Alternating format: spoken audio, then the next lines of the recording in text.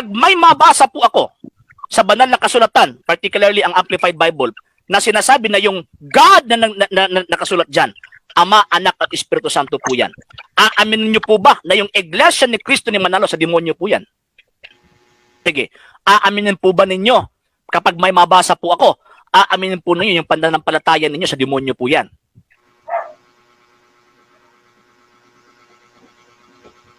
Ano po? Sige. Sa akin. Sige.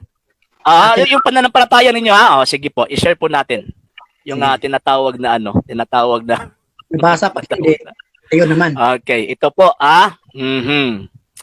Amplified Bible. Yan. Okay. Nandyan na po. Then God said, ito po yan po natin yung Amplified Bible po yan. AMP. Yan, Amplified Bible. Okay.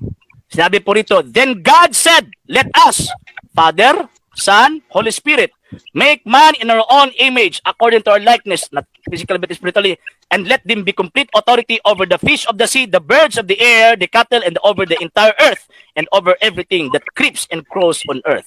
So nabasa ko na po. Amin na po kayo. Yan ba nakasulat sa Genesis 1:26? Nabasa ko na po. Kung na nga po eh. Sa Biblia ba yan o sa Google? Hindi po. Google lang po yan. At the same time, meron po akong Biblia mismo. Yung Basahin aklat mo po Biblia mismo. mo. Sa Biblia mo. Same din po eh. Same din po eh. Same din po dito. Basahin mo lang. Okay. Hindi. Basahin ko po Google.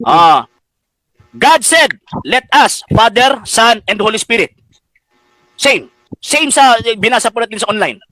So, nag-aantay na po ako na umamin po kayo na yung pananampalataya ninyo sa demonyo po yan.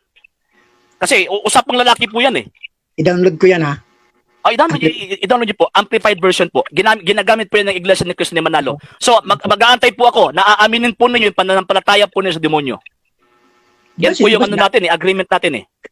Pagbabasa mo, aaminin ko sa pananampalataya ko sa demonyo. So, umaamin na po kayo.